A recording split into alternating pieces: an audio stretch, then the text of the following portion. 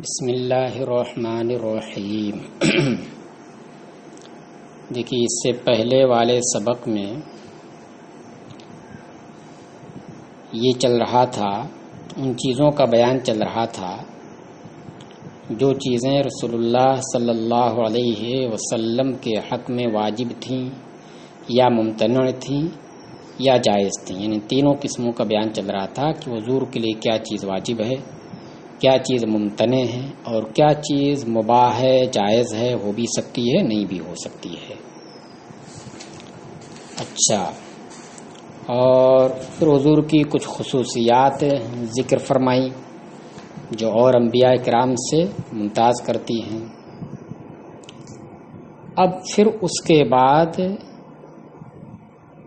لگے ہاتھ کچھ ان چیزوں کا ذکر ہو رہا ہے جو رسول اللہ صلی اللہ تعالی علیہ وسلم کے حقوق ہیں ہم امتیوں کے اوپر، کہ کیا کیا چیزیں رسول اللہ صلی اللہ علیہ وسلم کے حقوق ہیں ہمارے اوپر، کہ جن حقوق کی ادائیگی ہمارے اوپر واجب ہے، کرنا ضروری ہے، اور بغیر اس کے ہمارا ایمان نہیں ہو سکتا ہے۔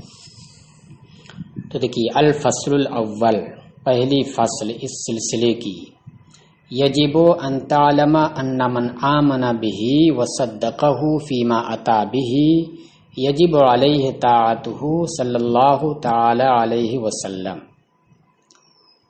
تمہیں یہ جان لینا ضروری ہے کہ جو شخص آپ صلی اللہ علیہ وسلم پر ایمان لائے اور آپ کی لائی ہوئی باتوں میں آپ کی تصدیق کرے، تو اس کے اوپر آپ صلی اللہ تعالی علیہ وسلم کی اطاعت و فرما برداری ضروری ہے۔ جان لینے کے بعد، تصدیق کر لینے کے بعد کیا ضروری ہے کہ وہ آپ کی اطاعت کرے، آپ نے جو حکم دیا اس کو مانے، اس پر عمل کرے، اور جس چیز سے منع کر دیا ہے اس سے باز رہے۔ یہ ہے اطاعت۔ لأنہ مما اتا بھی، کیونکہ یہ اطاعت بھی انہی امور میں سے ہے جو امور آپ لے کر آئے ہیں، جن کی آپ نے تصدیق کی ہے۔ تو انہی امور میں سے جو آپ لے کر کے، جو آپ صلی اللہ علیہ وسلم اللہ کی جانب سے لے کر کے آئے، تو انہی امور جن پر آپ ایمان لا چکے، جن کی آپ تصدیق کر چکے ہیں، تو انہی امور میں سے یہ آپ کی اطاعت بھی ہے کہ اسی قرآن کے اندر ہی جو آپ لے کر کے آئے فرمایا گیا، قال اللہ تعالی یا ایھا الذین آمنوا اطیعوا اللہ ورسولہ، اللہ نے فرمایا کہ ایمان والو تم اللہ اور اس کے رسول کی اطاعت کرو، اس کی آپ تصدیق کر چکے تو اطاعت کرنا ہے آپ کو۔ وقال، اور دوسری جگہ فرمایا قل اطیعوا اللہ واطیعوا الرسول، کہ اے لوگو تم اللہ اور رسول کی اطاعت کرو۔ وقال، اور دوسری جگہ، تیسری جگہ فرمایا وَإِن تُطِيعُوهُ تَهْتَدُوا، اور اگر تم رسول کی اطاعت کرو گے تو راہ یاب ہو جاؤ گے، ہدایت یافتہ ہو جاؤ گے۔ تو دیکھیے اس میں کس طریقے سے فَجَعَلَ طَاعَةَ رَسُولِهِ طَاعَتَهُ، تو دیکھیے اس میں اللہ تبارک و تعالی نے اپنے رسول کی اطاعت کو اپنی اطاعت قرار دی۔ حالانکہ آپ غور کریں، جو تین آیتیں ذکر کی گئی ہیں، ان تین آیتوں میں سے کسی آیت میں اس بات پر دلالت نہیں ہو رہی ہے کہ اللہ نے حضور کی اطاعت کو اپنی اطاعت قرار دیا ہے۔ ہاں، البتہ نیچے جو اس پیراگراف کے بالکل نیچے جو ایک آیت کریمہ پیش کی ہے، من یطیع الرسول فقد اطاع اللہ، یہ اس میں اس بات پر دلالت ہو رہی ہے۔ تو اس لیے ایسا لگتا ہے کہ اس عبارت میں کچھ سقم آ گیا ہے، یہ عبارت بھی اوپر ہی رہتی، اس کے بعد یہ ذکر کرتے، یا اس عبارت کے بعد اس آیت کو ذکر کرنے کے بعد پیراگراف کے بالکل اخیر میں یہ کہتے کہ دیکھیے اس کے اندر اللہ نے رسول کی اطاعت کو اپنی اطاعت قرار دیا، تو یہ زیادہ مناسب ہوتا ہے۔ بہرحال اسی کی جانب اشارہ ہوگا اس میں، اس بعد والی آیت کی جانب بھی۔ تو اللہ نے اپنے رسول کی اطاعت کو اپنی اطاعت قرار دیا، وَقَرَنَ طَاعَتَهُ بِطَاعَتِهِ، اور رسول کی اطاعت کو اپنی اطاعت کے ساتھ ملا دیا۔ تو یہ تو بات تو ہے کہ رسول کی اطاعت کو اپنی اطاعت کے ساتھ دیکھی ملایا ہے، اطیعوا اللہ و رسولہ، اطیعوا اللہ و اطیعوا الرسول۔ اچھا، ووعد علیہ بجزیل الثواب، اور اس اطاعت کے اوپر کثیر ثواب کا وعدہ بھی فرمایا، وَإِن تُطِيعُوهُ تَهْتَدُوا، ہدایت یافتہ ہو جاؤ گے۔ وَأَوْعَدَ عَلَى مُخَالَفَتِهِ بِعَلِيمِ الْعَذَابِ، اور آپ کی مخالفت کرنے پر دردناک عذاب کی وعید بھی سنائی ہے۔ دیکھیے، تو ان آیات کے اندر تو وہ وعید نہیں ہے، دوسری آیت کے اندر ہیں، جیسا کہ دیکھیے ابھی نیچے ہی آئے گا۔ وَرَغَّمَ أَنْفَ الْمُشْرِكِينَ حِينَ قَالَ النَّبِيُّ صلی اللہ تعالی علیہ وسلم من احبنی فقد احب اللہ ومن اطاعنی فقد اطاع اللہ۔ دیکھیے، رغم یغرغم ترغیم انف کے معنی ہوتا ہے کسی کو ذلیل کر دینا، کسی کی ناک کو کھاک آلود کر دینا، زمین میں رگڑ دینا، تو یہ کیا ہے؟ کنایا ہوتا ہے اس کو ذلیل کرنے سے۔ تو باب تفعیل سے بھی ہو سکتا ہے، تو اس صورت میں انفل مشرکین ہوگا اور رغما کا فاعل اللہ ہوگا، اور یہ نصرہ سے بھی ہو سکتا ہے یا سمیا سے بھی ہو سکتا ہے جس کے معنی ذلیل ہونا، تو اس صورت میں رغما کا فاعل انفل مشرکین ہوگا، یعنی خود یہ فاعل بن جائے گا، انف حالت رفعی میں ہو جائے گا، بہرحال جو بھی ہو۔ اور اللہ نے مشرکوں کو ذلیل کر دیا اس وقت جب کہ نبی صلی اللہ تعالی علیہ وسلم نے فرمایا ان کے سامنے کہ جس نے مجھ سے محبت کی تو اس نے اللہ سے محبت کی، جس نے میری بات مانی تو اس نے اللہ کی بات مانی۔ تو اس پر ان لوگوں نے کہا، جب اللہ کے رسول نے اس طرح سے ملایا اپنی محبت کو اللہ کی محبت کے ساتھ، اپنی اطاعت کو اللہ کی اطاعت کے ساتھ، تو ان لوگوں نے کہا، نالائقوں نے، لقد قارف الشرک وهو ينہا عنہ، دیکھیے انہوں نے یعنی نبی صلی اللہ علیہ وسلم نے شرک کا ارتکاب کر دیا، حالانکہ شرک سے سب کو منع کرتے ہیں۔ ما یرید الا ان نتخذہ ربا کما اتخذت النصارى عیسیٰ، ان کی مراد بس یہی ہے کہ ہم انہیں رب بنا لیں۔ ما یریدو الا ان نتخذہ ربا، یہ نہیں چاہتے ہیں مگر یہی کہ ہم ان کو رب بنا لیں۔ دیکھو کس طریقے سے انہوں نے اپنی اطاعت کو اللہ کی اطاعت کے ساتھ جوڑ دیا، یہ شرک نہیں تو اور کیا ہے؟ تو ان کی مراد یہی ہے کہ ہم ان کو رب بنا لیں، کیسے؟ جیسا کہ نصرانیوں نے عیسیٰ کو رب بنا لیا، ثالث و ثلاثہ کہہ دیا، وہی یہ چاہتے ہیں۔ تو جب یہ فرمایا یہ اللہ کے رسول نے تو اس پر ان کا یہ رد عمل رہا، تو اللہ تبارک تعالیٰ نے ان کو ذلیل کیا یہ کہہ کر کے، فقال تعالیٰ، تو اللہ تبارک تعالیٰ نے فرمایا، من یطع الرسول فقد اطاع اللہ، اصل تو اللہ کی اطاعت ہے، اصل کیا ہے؟ اللہ کی اطاعت ہے، لیکن جو رسول کی اطاعت کرے گا تو اس نے اللہ کی اطاعت کر لی، کیونکہ رسول کی جو بات ہے وہ اللہ ہی کی بات ہے، تو اس لیے اصل تو اللہ کی اطاعت کرنا ہے، اور رسول کی اطاعت یہ اللہ ہی کی اطاعت ہے، یہ شرک نہیں ہے۔ وَقَضَا يَجِبُ مَحَبَّتُ، یہ تو رہی اطاعت، آپ کی بات ماننا۔ آپ کی بات ماننے کا مطلب کیا ہوا کہ آپ اللہ کی بات مان رہے ہیں، کیونکہ آپ کی بات وہی ہوگی جو آپ اللہ کے یہاں سے لائے ہوں گے۔ وَقَضَا يَجِبُ، تو گویا آپ بیچ میں ایک واسطہ ہیں، اللہ کے درمیان اور امتیوں کے درمیان ایک واسطہ ہے اللہ کی بات امتیوں تک پہنچانے کے لیے۔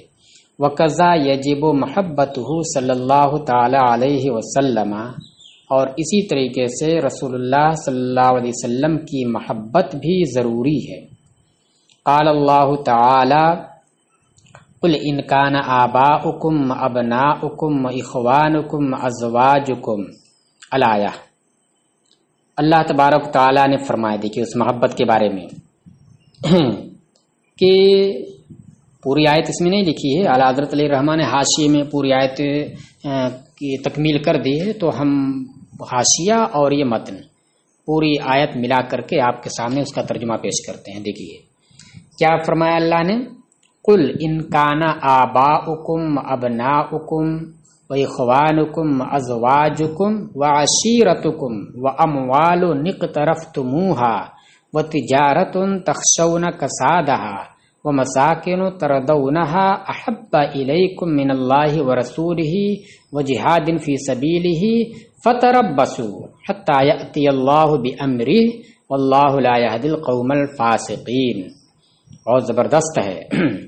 کیا فرمایا کہ محبوب تم فرما دو ان سے کہ اگر تمہارے آباء و اجداد، تمہارے بیٹے، تمہارے بھائی، تمہاری عورتیں، تمہارا کنبہ، تمہارا خاندان اور تمہارے کمائی کے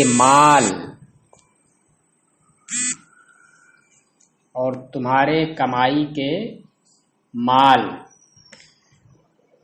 اقترفہ یقترف اقتراف کمانا سے حاصل کرنا، اور وہ مال جو تم نے کمائے ہیں، اور وہ تجارت تخشون کسادہا جس کے نقصان کا تمہیں اندیشہ اور ڈر ہے، ومساکن ترضونہا اور وہ مکانات جن کو تم پسند کرتے ہو، یہ سب کے سب اگر تمہارے نزدیک اللہ، اس کے رسول اور اس کی راہ میں جہاد سے زیادہ محبوب ہوں، فتربصوا تو تم انتظار کرو، اس کا اللہ کے حکم کا انتظار کرو کہ تمہارے خلاف کوئی اللہ کا حکم آ سکتا ہے، حتی یأتی اللہ بامرہ تو انتظار کرو، تم راہ دیکھو یہاں تک کہ اللہ اپنا حکم لے آئے تمہارے خلاف۔ یعنی اگر ایسی تمہاری صورتحال ہے کہ یہ ساری چیزیں اللہ سے اور رسول اللہ سے اور اللہ کی راہ میں جہاد کرنے سے زیادہ تمہیں پسند ہیں، اور اللہ اس کا رسول اور جہاد تمہیں پسند نہیں ان کے مقابل میں، تو یہ بہت سنگین معاملہ ہے، تم انتظار کرو، راہ دیکھو یہاں تک کہ اللہ اپنا حکم لائے تمہارے خلاف۔ واللہ لا یہدی القوم الفاسقین اور اللہ فاسقوں کو ہدایت نہیں دیتا ہے جس نے اپنی صلاحیت ختم کر دی ہو ایمان لانے کی۔ تو دیکھیے کس طریقے سے فرمایا کہ یہ چیزیں اگر اللہ سے، اللہ کے رسول سے اور اس کی راہ میں جہاد کرنے سے زیادہ تمہیں محبوب ہوں تو پھر بہت سنگین ہے۔ اس کا مطلب کیا ہوا کہ ان تمام چیزوں سے زیادہ تمہارے اندر محبت کس کی ہونی چاہیے؟ اللہ کی، اس کے رسول کی اور اس کے اطاعت و فرما برداری کی محبت ہونی چاہیے۔ تو دیکھیے یہی ایک آیت کریمہ فکفا بہذا اس میں اشارہ ہے، مشار الیہ اس کا کیا ہوگا؟ آیت مت مانیے گا کیونکہ آیت مؤنث ہے، اس لیے الحکم مانیے، الحکم الامر۔ فکفا دیکھیے کفا میں فا کے بعد یا جو ہے اس یا کے نیچے نقطہ دیا ہے تو وہ نقطہ نہیں ہونا چاہیے۔ فکفا بہذا حدن و تنبیہن و دلالتن و حجتن علی الزام محبتہ و وجوب فرضہا و عظم خطرہا و استحقاقہ صلی اللہ تعالی علیہ وسلم لہا۔ تو اللہ کا یہ فرمان حضور کی محبت کے لازم ہونے اور اس کے فرضیت کے ثابت ہونے، وجوب بمعنی ثبوت یہاں ترجمہ کیجیے، اور اس محبت کی فرضیت کے ثابت ہونے، عظم خطرہا، خطر کے معنی شان، عظم خطرہا اور اس کے عظیم الشان ہونے، اور رسول اللہ صلی اللہ علیہ وسلم کے اس محبت کے مستحق ہونے کے اوپر اللہ کا یہ فرمان ابھارنے، آگاہ کرنے اور دلالت و حجت بننے کے لیے کافی ہے۔ یعنی یہی فرمان ابھار بھی رہا ہے تمہیں کہ اللہ اور اس کے رسول کی محبت کو لازم پکڑو، یہ فرض ہے، عظیم الشان ہے، اللہ کے رسول اس کے مستحق ہیں، اور آگاہ بھی کر رہا ہے، اور یہی دلیل بھی اس بات کی ہے تو یہ بتا رہے ہیں۔ وقال رسول اللہ صلی اللہ تعالی علیہ وسلم، یہ تو آیت کریمہ ہوئی، اب خود رسول پاک صلی اللہ علیہ وسلم کی احادیث کریمہ بھی سنیے۔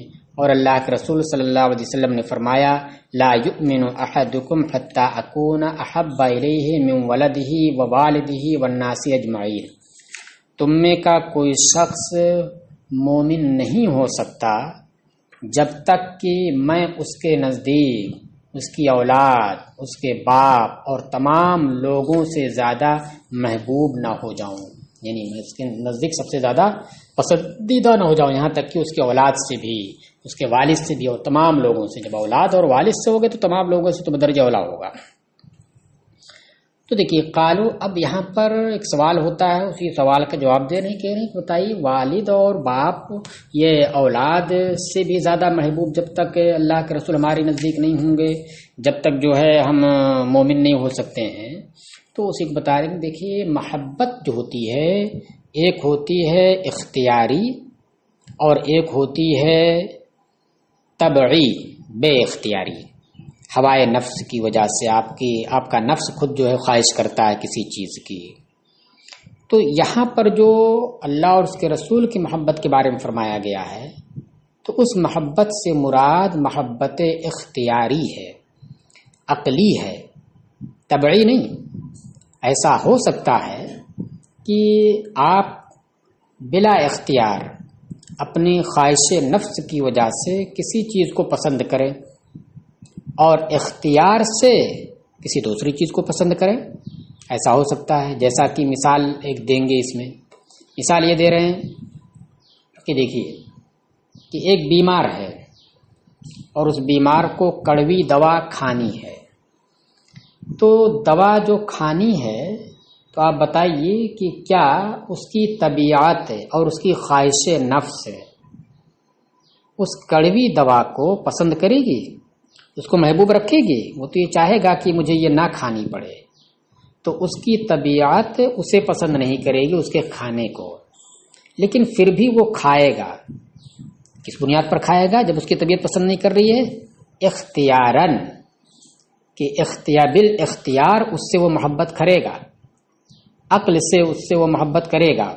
کیونکہ اس کی عقل یہ کہتی ہے کہ اگر تم اسے نہیں کھاؤ گے تو تمہاری بیماری دور نہیں ہوگی، تم جو ہے پریشان رہو گے، ہمیشہ دقت میں رہو گے، پریشانی میں مبتلا رہو گے. تو اس لیے اسے یہ سمجھ میں آیا، اس کی عقل نے یہ بتایا کہ اس کے کھانے میں تمہارا فائدہ ہے. اگرچہ وقتی طور پر تھوڑا سا نقصان ہے کہ کڑواہٹ لگے گی، لیکن اس کے کھانے میں تمہارا فائدہ ہے. تو اب دیکھیے خواہش نفس سے اس کی طبیعت اسے پسند نہیں کر رہی ہے، لیکن بالاختیار اس کی عقل کے تقاضے کے مطابق وہ اس کو راجح ترجیح دے رہا ہے کھانے کو نہ کھانے پر. تو ایسا ہو سکتا ہے. تو اسی طریقے سے ہو سکتا ہے کہ کوئی شخص طبعی طور پر اپنی اولاد اور اپنے والد سے زیادہ محبت کرے، لیکن یہ محبت مراد نہیں ہے. یہاں پر کون سی محبت مراد ہے؟ اختیاری، کہ اختیار یہ کرے کہ حضور سے زیادہ محبت کرے، جہاں اختیار کی بات آ جائے.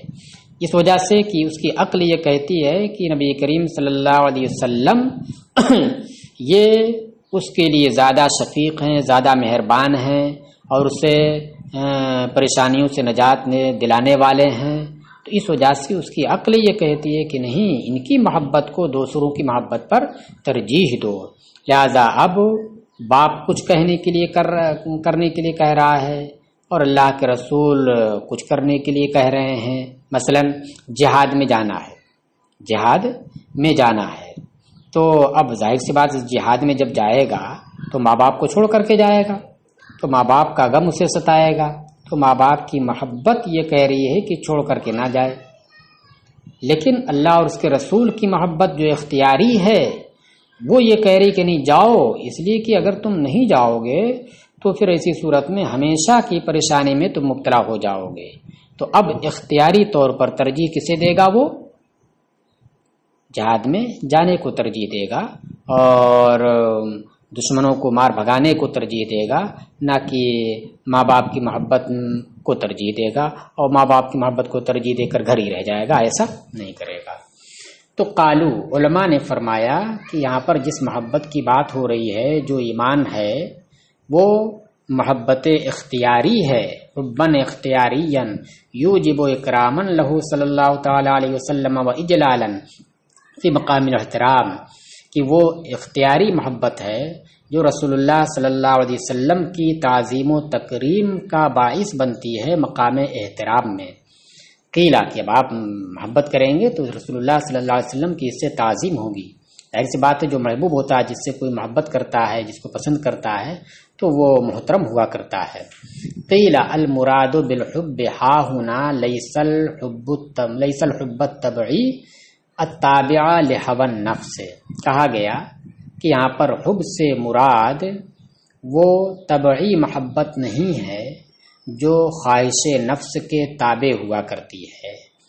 فإن محبت الانسان لنفسه من حیث الطبع اشد من محبت غیرہ، کیونکہ انسان کا خود اپنی ذات سے محبت کرنا طبیعت کی حیثیت سے، یعنی طبیعت کے چاہنے سے، یہ زیادہ ہوا کرتی ہے دوسرے سے محبت کرنے سے۔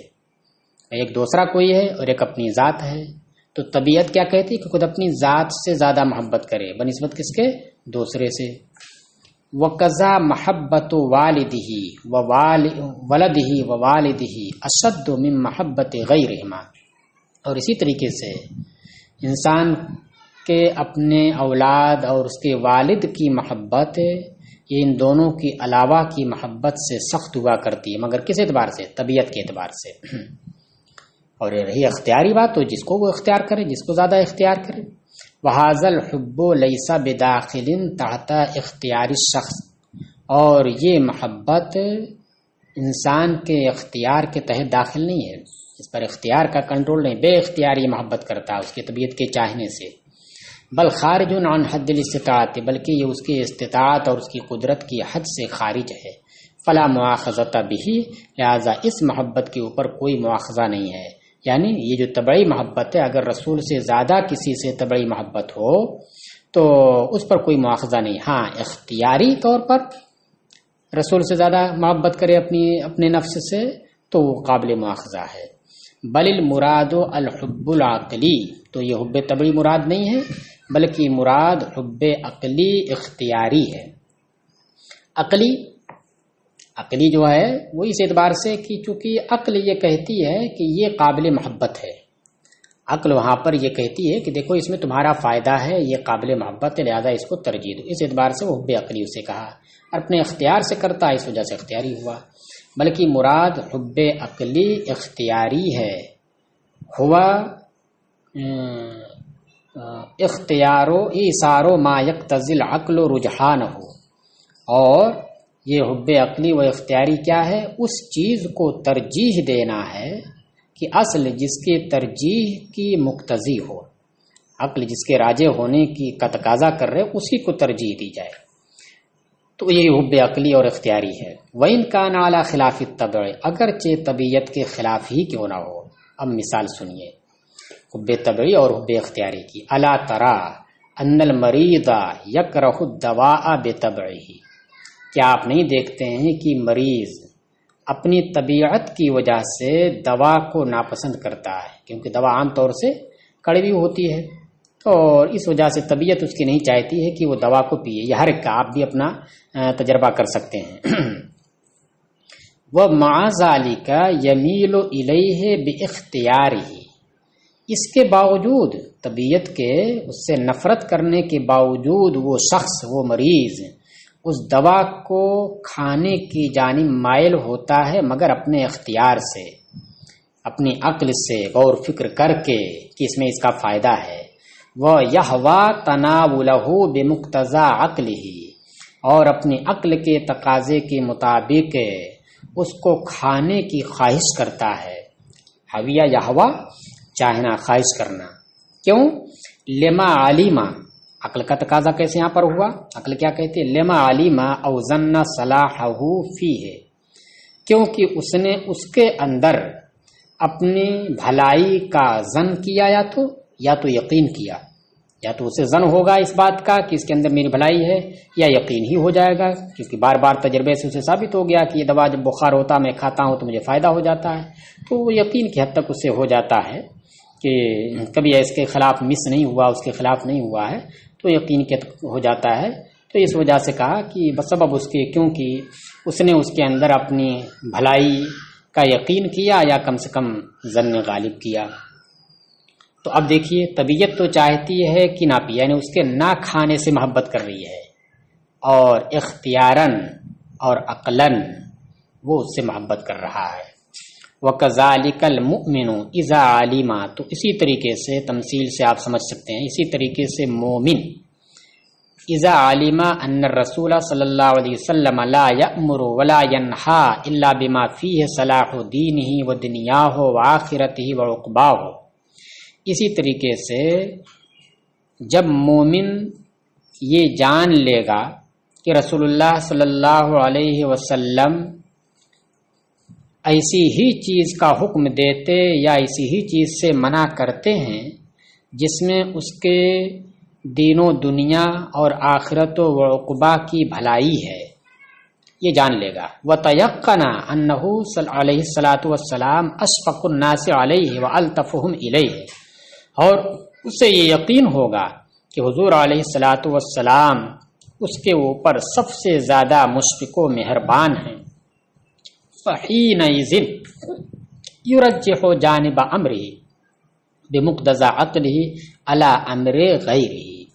تو جب یہ جان لے گا تو اس وقت اگرچہ اس کی طبیعت اللہ کے رسول سے زیادہ کسی دوسرے کی محبت پر ابھار رہی ہے، لیکن اس وقت وہ کیا کرے گا کہ اپنی عقل کے تقاضے کے مطابق رسول اللہ صلی اللہ علیہ وسلم کے حکم کے پہلو کو دوسرے کے حکم پر راجح قرار دے گا، یعنی رسول اللہ صلی اللہ علیہ وسلم کے علاوہ کے حکم پر راجح قرار دے گا، ترجیح دے گا اسے.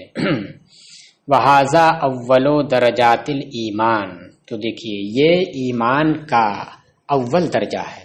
کیا کہ طبیعت تو محبت نہ کرے اللہ کے رسول سے، ہاں اختیاری طور پر اللہ کے رسول سے محبت کرے، عقلی طور پر یہ سمجھ کر کے کہ اللہ کے رسول سے محبت کرنے میں فائدہ ہے اور نہ محبت کرنے میں ہمارا بہت بڑا نقصان ہے.